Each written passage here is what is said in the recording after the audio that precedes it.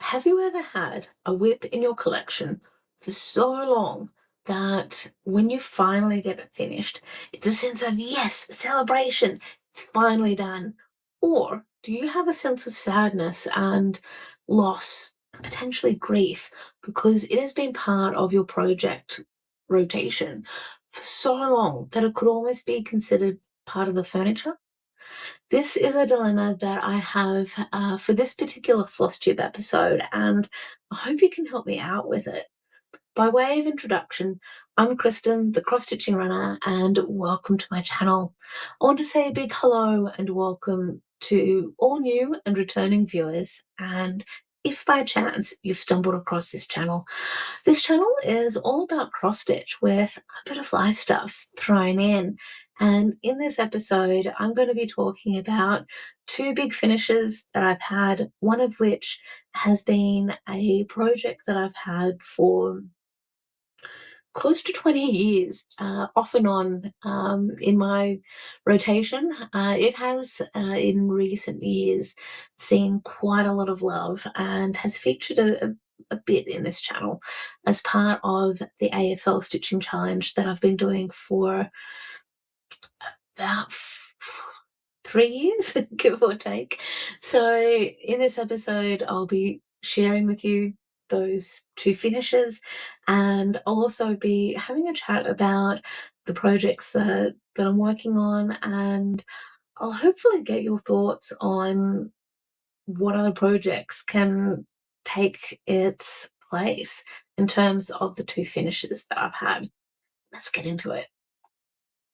The first whip that I have to share with you is called Fight Like a Girl, and it's been designed by Tanya Amity based on illustrations by Elena Zhnedkova, and it's a whip that I've been working on for quite some time, and sadly the percentages and stats for Pattern Keeper are telling me that I'm only 30 odd percent through this piece, which is quite sad. I'd like to think that with the amount of time I have spent on this piece, that I should be a lot further along. It is what it is, and I will eventually find more time to spend on this piece. But over the last couple of weeks, I have put 478 stitches into this piece, and I've been focusing mostly where you see some of the lighter blue thread hanging down, and that's where it's been really nice just to focus on one color and know that I've been able to achieve such a high amount of stitches. Now, to put things into context for this particular piece and why it's 478 stitches, I'm stitching this piece in association with the AFL Stitching Challenge that I've been doing for the last 3 or 4 years now. And this piece I have associated with at least a couple of teams. The first team being the Melbourne Demons, because of their team colours of navy blue and red. And this particular piece is obviously the navy blue. I'm stitching it on 18 count Ada. And then the second team that I very much have associated with this piece is connected to the Brisbane Lions, because in here we have Aslan, and I'm not quite up to the stage of stitching where Aslan is from the Lion, the Witch and the Wardrobe. But the obviously with the name Brisbane Lions, that's why I've got it connected to this particular piece. Also, the team colours have maroon and gold and a bit of navy blue in it as well, and we definitely have those colours in this piece. The additional context for why 478 is I've fallen a bit behind on my stitching for the AFL challenge, and so over the last 3 rounds, from rounds 20 to 22, I've added up the winning scores for each team, and the Brisbane Lions and the Melbourne Demons, they've won a few games over those 3 rounds, which added up to being the 478.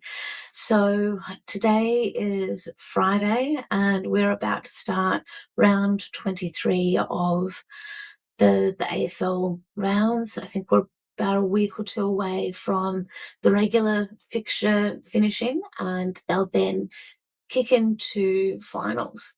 So with all of that said and done, the next piece that I have to share with you isn't connected to the AFL Stitching Challenge. It is one that I also feel like I'm far behind on, and I'm needing to crack on with it. And this is a piece where it is one that I'm hoping to enter into the Canberra Royal Show. I may need to drop quite a lot of WIPs and just focus on this one to get it done. So this is what it looks like so far. Now, I've been focusing mostly on the farm animals section where we see the country boots.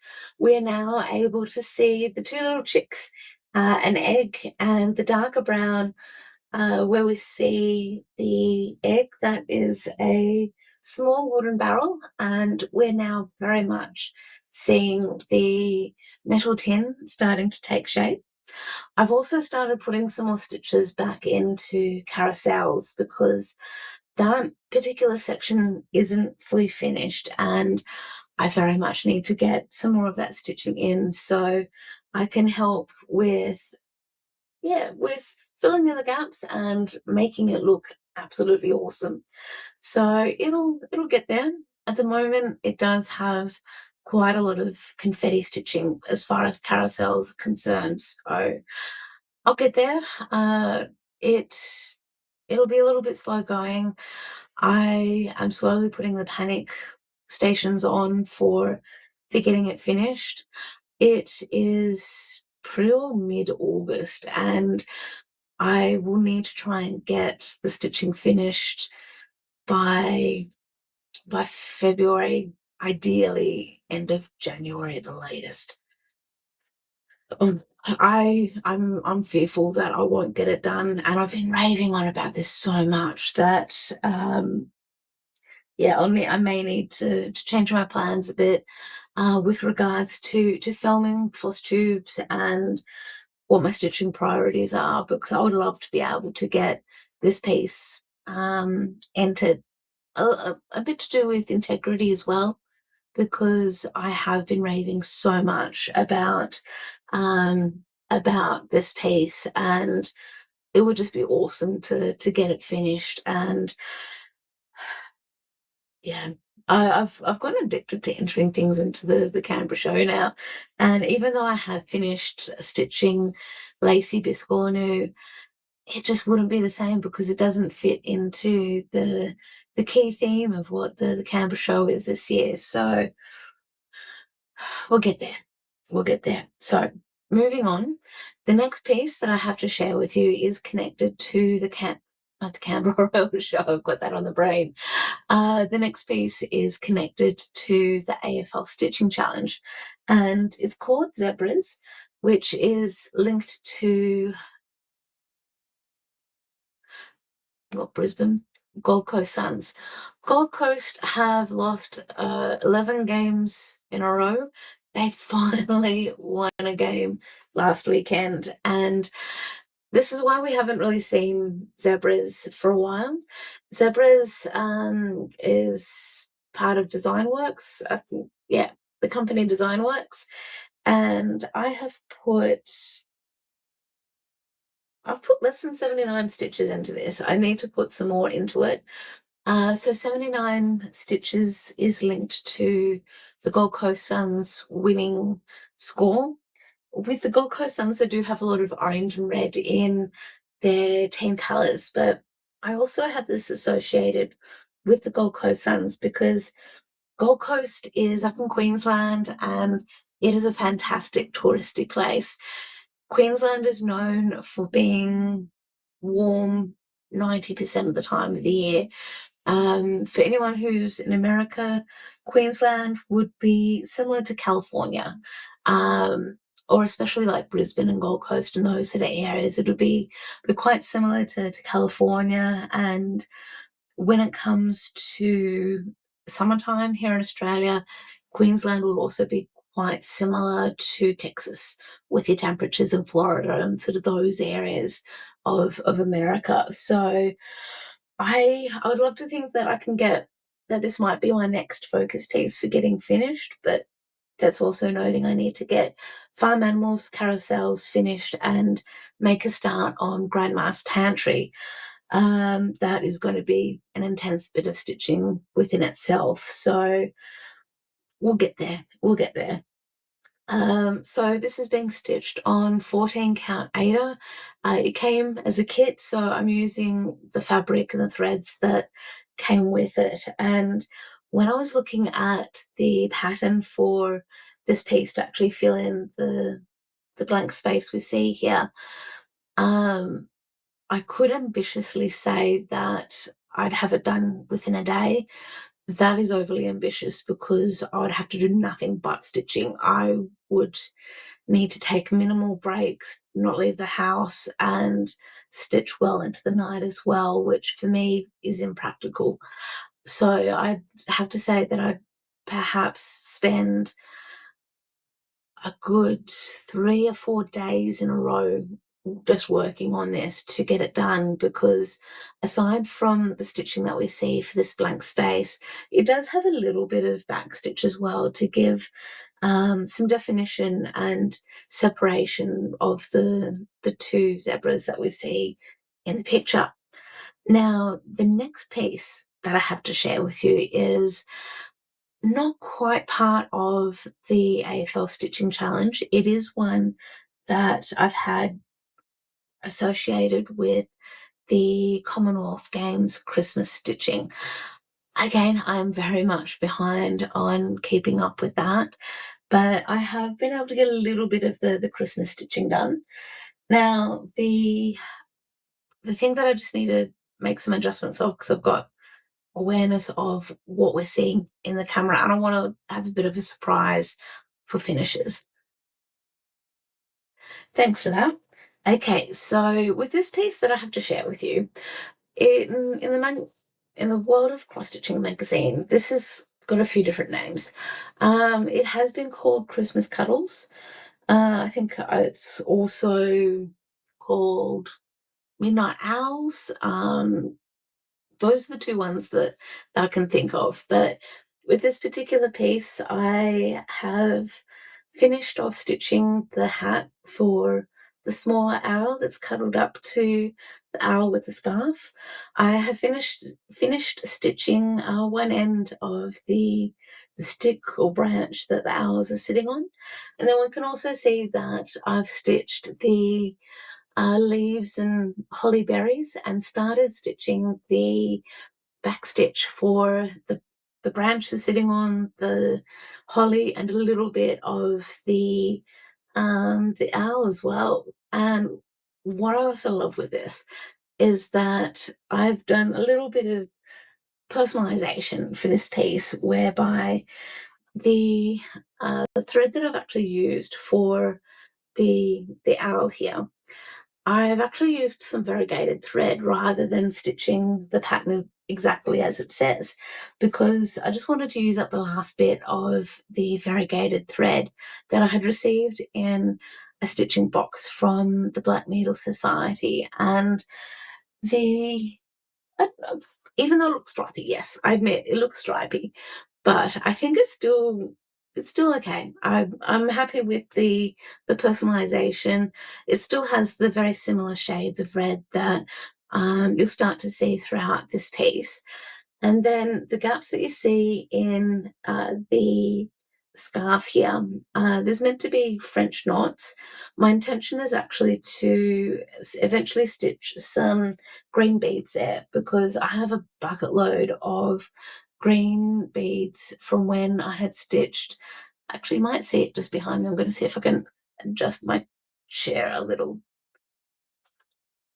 Okay, so you might see kind of behind me the trains that are on the bookshelf behind me.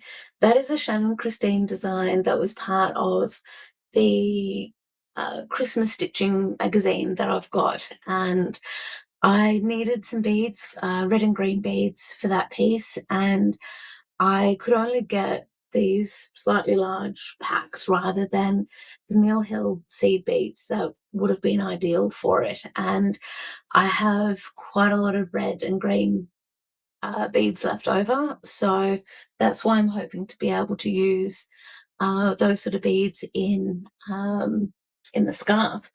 I could also change it up, and instead of putting the green beads in, I could put red in as well, just to give a bit of variation. So with that particular piece, I haven't kept any stats on how many stitches I've put into it, let alone how many stitches I have left, because it is a paper pattern and I find it hard to keep track of counting with the amount of stitches I've got to do. So unless I absolutely have to count the stitches, if it's part of a stitching challenge where I might go into the running for a prize or something like that, then yeah, that'd be the only one. Okay, so I'm just going to take a bit of a breather and then we'll get into my two big finishes. I'll see you soon. Just before I jump into my awesome big finishes, I do have one more project that I have to share with you that I completely forgot about. So I also put 309 stitches into the Bachelors and Spinsters Ball. This is a hot cross stitching design from a couple of years ago now. It was designed for the Great Aussie Shindig. That had been the first one at the time. And this particular piece is inspired by my brother. In Australia, in the regional rural areas of our awesome country, there are balls that happen perhaps once a year. I've never been to one to really know as to how often they happen, but I know that there's like a special calendar that shows when they are, where they're held, and all the jazz that goes with it.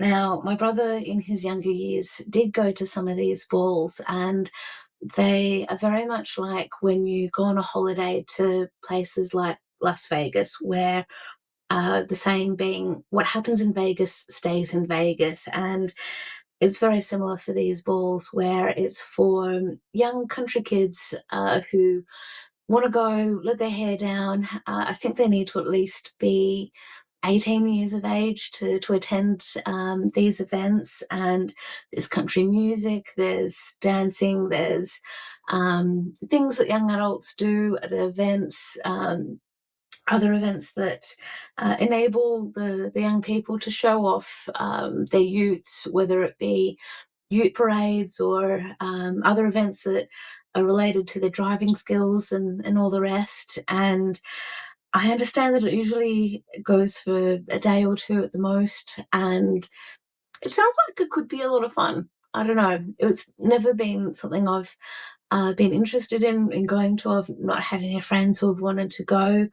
And with the B&S ball design, I had never really seen any of those sort of designs that help to celebrate things that happen here in Australia. So with this particular stitching, I had focused mostly on the banner that we see filling in the gaps. And the other thing that I really like about this design is that it has a really good mix of confetti and solid stitching to try and help give the different shadings and such that we get in full coverage. And there's no backstitch either, and that's something that I've tried to incorporate in all of my designs where we're practical, mostly because I don't like doing backstitch. I know that for some pieces it's necessary because it adds that element of detail that the piece just wouldn't have if the backstitch wasn't there. Now, speaking of backstitch, we're going to move on to my finishes, and the first finish I have is one that you may have seen maybe a week or two ago if you follow me on Instagram. And on Instagram, I am under the banner of hot cross stitching. So I just wanted to mention that. And there's also a link in my bio or description box below, whatever the special wording is. So my first finish is called the Christmas Scottie Dogs. It's designed by Lucie Heaton from the Ultimate Cross Stitch Christmas Cross Stitch magazine from 2018. I believe it's volume 19. And this particular piece was stitched 2/2 on 28 count Jobelan. The fabric color by memory is like an apricot type of color. And this piece was stitched using some of the charted colors as well as supplementary colors that I've put in myself. And one of them is an unintentional change where the darker coloured Scottie dog, I got about halfway through or 3/4 of the way through stitching him, and then I realised that I made my mistake, and it was a situation where I decided to leave it because I didn't want to frog it, and I think it was just a nice little point of difference because I'd made so many other changes with colours and substitutions and such that I thought, no, this is just another one of those substitutions, and I think it's pretty cool. So by memory, the finishing design measurements for this piece, I think is 12 inches by 12 inches. So I know that there are tons of frames available for which I can go and purchase if I do end up framing it. At the moment, I am contemplating turning it into a project bag, something that I think is a little bit different and cool. I love this fabric, and I also have a roll of plastic that I think was meant to be a long rectangle plastic dining table cover. Words are getting tough right now. So I bought that, God, probably about a year ago, and I just haven't done anything with that plastic because my aim had been to create a few project bags with the plastic on the front so you could see the contents of what's in the bag, and I've just not gotten around to it because life happened. So that's pretty much my aim for this bag, this finished piece rather. And the really cool thing is that I still have a fair bit of the fabric left over, and I'm not quite sure what I'll stitch on the rest of the fabric. The good thing is that I've got many options available for which I can stitch on it. At the moment, I've got a thought of stitching what's someone call it? Bear with me. I've got the pattern in mind. I can't remember the words. I do know where it is though. I'm going to grab it. Okay, so this is the pattern that I have in mind. It's an Autumn Lane design called Love on a Limb. This was a chart that I purchased from my LNS down at Canberra. I'm sounding doubtful with that one because here in Canberra we have at least 3 suburbs that start with the letter K.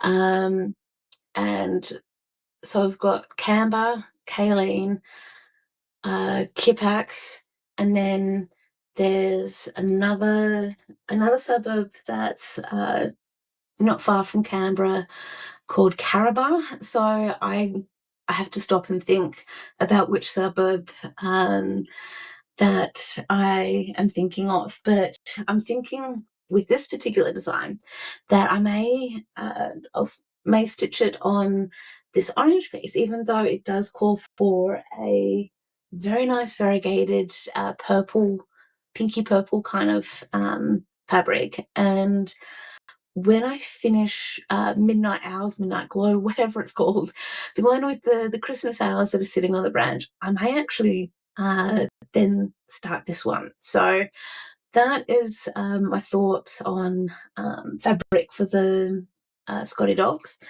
Now, in terms of my next finish, this is the next really, really big finish. It's got that sort of drum roll feel about it, because this one has been a very, very long time coming. And my finish is the Four Seasons Kittens. Four Seasons Kittens is a Dimensions Gold Collections kit. This is a piece where I have been working on this intermittently for a good 20 odd years, remembering that I had set this one aside for a few years for different reasons.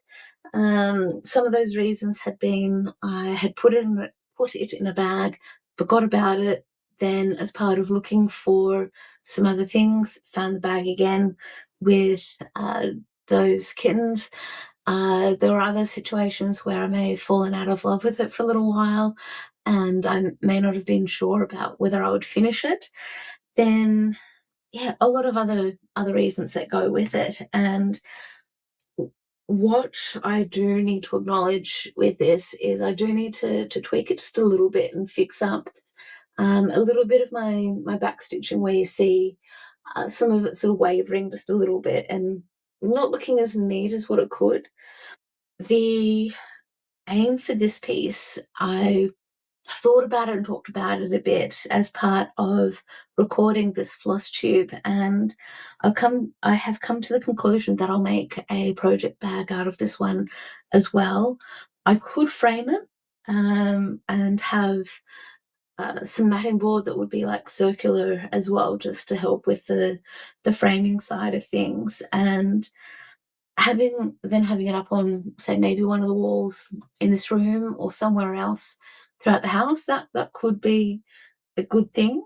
I think that if I have it as a project bag, though, similar to what I'm talking about doing with Scottie dogs, that it'll be something that I'll get a lot of use out of. I'll be able to see it a lot more, and having the plastic on the front will mean that the stitches are protected. And I tend to be a bit rough with my project bags, and having the plastic on the front will protect the stitching. I do want to acknowledge that having the plastic on the front of the stitching may not necessarily be the best approach for preserving the stitching, though I think it's probably the better way than not have anything on it. And I mean, I probably could frame it and not have anything on the front, whether it be glass or anything like that. And a lot of project pieces have survived the test of time. With that, they've also survived the test of time when they've sat behind glass as well. So, yeah, it's one of those options that I'm happy to live with. So that is something where for this piece, I wasn't sure as to how happy and excited I'd be with the finish.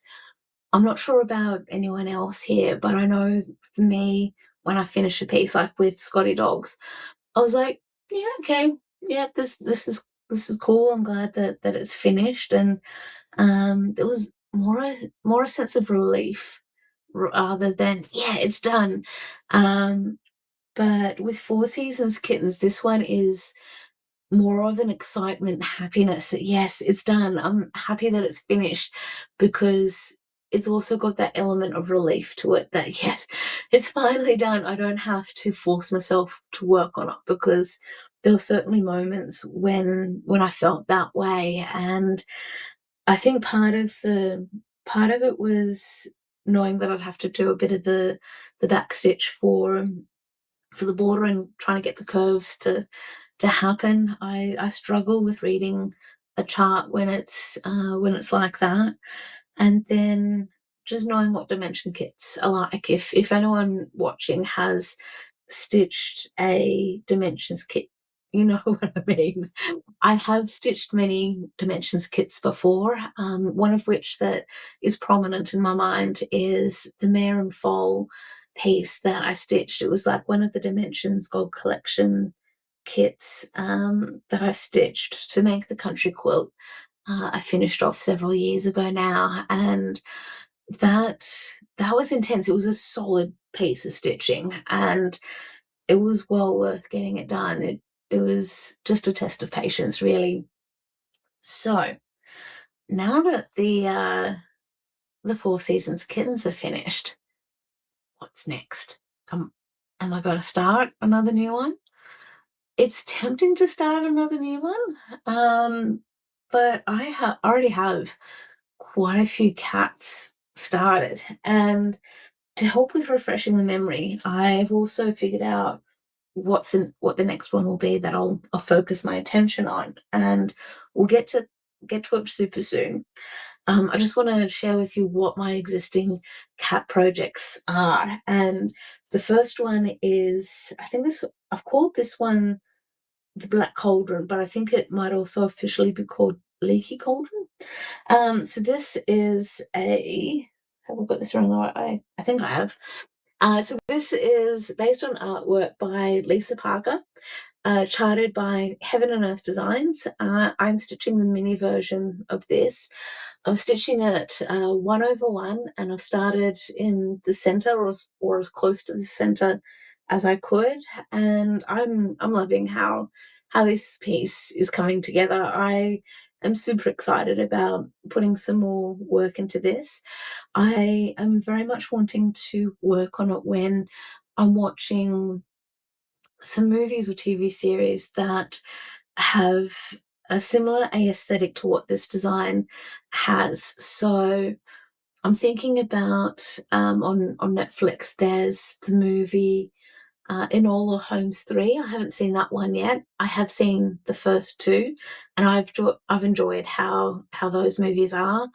I'm also thinking of the Sherlock Holmes movies that have been directed by Guy Ritchie, and then on Amazon Prime, there's also a TV series that I've started watching, but I've not gotten very far down the path on, is called Young Sherlock. And again, that one is directed by Guy Ritchie, and it's that time period of history and the aesthetics and set designs for those movies and TV series and such that I absolutely love. And this is where I want to work on this piece when I'm watching those movies and TV series. I will need to get into maybe listening to some audiobooks as well that will enable me to stitch and listen and focus on what I'm stitching, because in recent times I've found that I'm not getting as much stitching done if I'm watching TV, because my attention in terms of what I'm looking at is split between the two. But I will get into the whole audiobook thing a little bit later. Now, the next project is called The Reader. No, His Master's Voice. This one I've been working on for quite a while now. Again, it's based on artwork by Lisa Parker, and I am stitching the mini version of it. And as I'm looking at this, I know that I'm cutting this one fine in terms of how much fabric I've got either side of it. I think it was just a conscious effort. Conscious. It was conscious. Pardon me. For how much fabric allowance I had for this. How I'll finish this, I don't know. This will be finished in several years' time, so no fuss there. The next one is Scaredy Cats, and this is based on artwork by Jeff Heaney, charted by Heaven and Earth Designs. This is how far I've gotten, and I have mixed feelings with this. I have fallen in love with the cats hiding behind the pumpkin, and when I started stitching this, I started feeling disheartened with the way the background had been charted, and I know how difficult that can be at times based on the backgrounds I've charted for Dewdrop Daisy and Black and White Rolled Up Daisy, both of which have similar shadings in their backgrounds. And I think that's probably why I'm feeling a bit disheartened, so to speak. But as you can see, I have started making my way over to where one of the kittens are, and I'm looking forward to putting some more time into that. I am stitching a 1/1 on 28 count linen, and then I don't have it with me. I do have another Lisa Parker artwork piece called The Reader. It is a piece that I had started a few times, and I have settled on the fabric that I'm stitching on now. I've started in the center. It's a ginger cat with some tarot cards sitting in front of it, and that one is going to take me a long time to get finished, but that is another one that I am keen to work on. And the one that I'll probably put most of my time into is a Dimensions kit called Barnyard Kittens. This is roughly what it will look like. I had purchased it from like Spotlight or Lincraft ages ago, and it took me a while to actually start it because I felt very much like a beginner at the time when I had purchased it, where I just wasn't sure how to start it because of the way way it was charted, and then the split between 10 stitch and full cross, and the varying threads required, or number of threads per stitch, or the type of stitch, and all the jazz that goes with it. So that's why I delayed starting it, but I do love how this is. So I'm using all the materials and such that came with it in the kit, and this is where I'm up to so far. And I love especially the ginger kitten. It's such a cutie. It really is. This one is going to be a lot of fun to stitch, and now that I have finished the Four Seasons kittens, I'm feeling a lot more comfortable with working on it, and just knowing that it won't be as labor intensive by comparison. So that's pretty much it as far as my stitching is concerned in terms of what I have to share with you. I do have quite a lot of stitching that I need to get done over the next fortnight. How much of that I'll get done, I'm not sure. I feel like I'm putting pressure on myself to get a lot of work done on farm animals and carousels, to get those finished up as much as I can, to then start putting some more work into it and bringing in grandma's pantry and getting that incorporated into it, so I can try and get it finished by the end of January. I'm feeling a bit nervous about how much more work and stitching I've got to do for that. It may end up meaning that I need to put a temporary pause on the Christmas stitching and AFL stitching, just so I can focus solely on all of that. But we'll wait and see. In the meantime, as far as the AFL stitching is concerned, I have hundreds and hundreds of stitches that I need to put into a variety of pieces. I've got my notes just here, and what I've jotted down are the teams that have won rounds 20 to 22, and that I've written down what their winning scores are. The lines that you see crossed out with the coloured pencil are pieces that I have finished. The pieces, or the lines where you see the projects and the numbers and all the rest, they're all the projects that I still have to work on, and I've not quite counted up how much stitching exactly I need to do. We'd be looking at close to 1,000 stitches, if not more. I'm just actually curious about that. Give me a moment.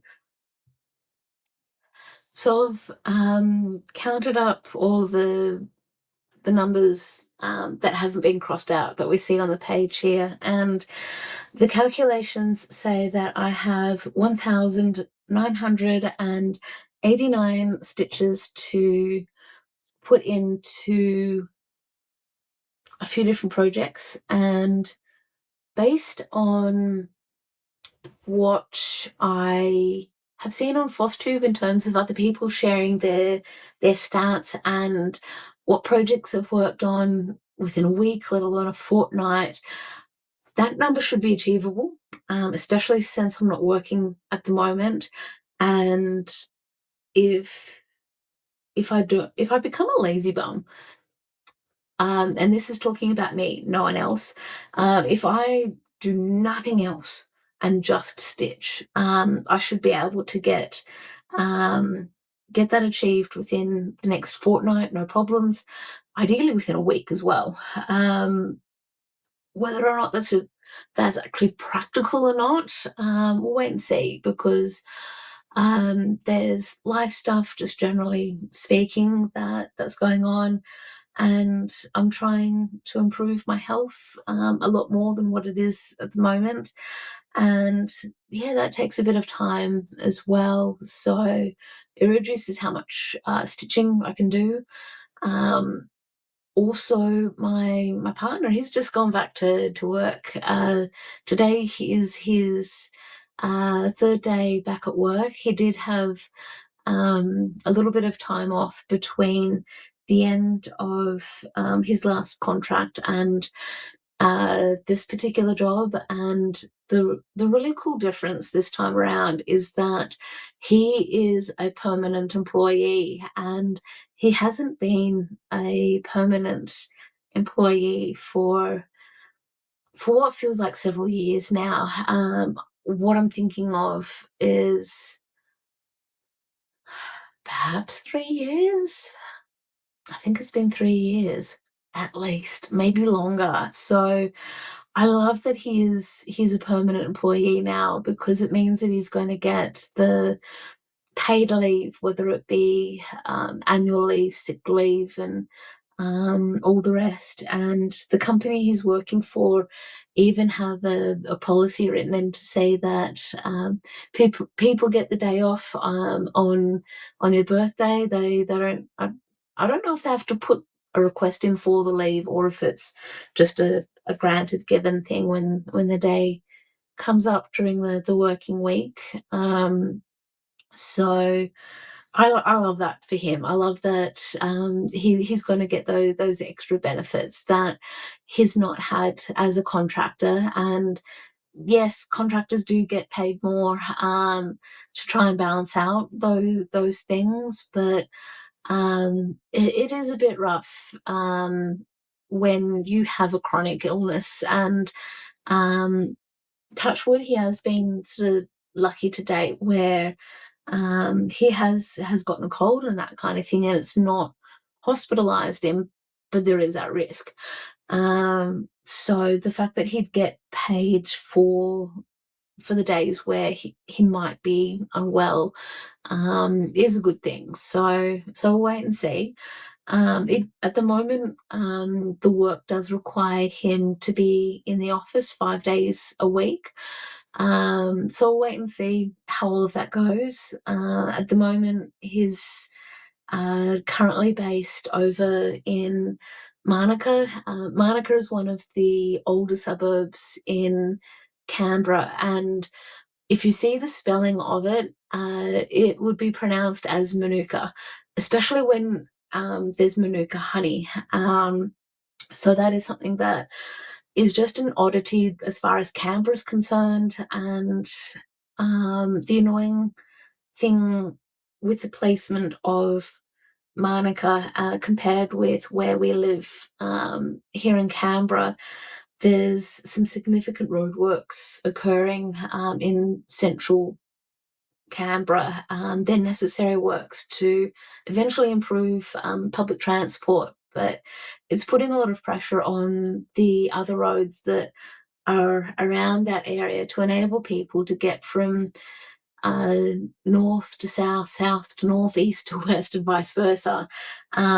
So what should be a 20-minute to half-hour drive ends up taking 3/4 of an hour to maybe an hour, because of congestion and all the rest. But it is what it is. It's a temporary thing, even though temporary means a few years. It'll be worth it in the end. I am excited for him, though, that he's got that work. It means that I have the house to myself for a bit, and yeah, so that's pretty much it, life-wise and all the rest. I'll wrap up now. I've rambled on for quite a lot. Thank you so much for making it to the end of this episode. And again, I would love to hear your thoughts on possible finishes and all the rest. And yeah, I'll catch you later.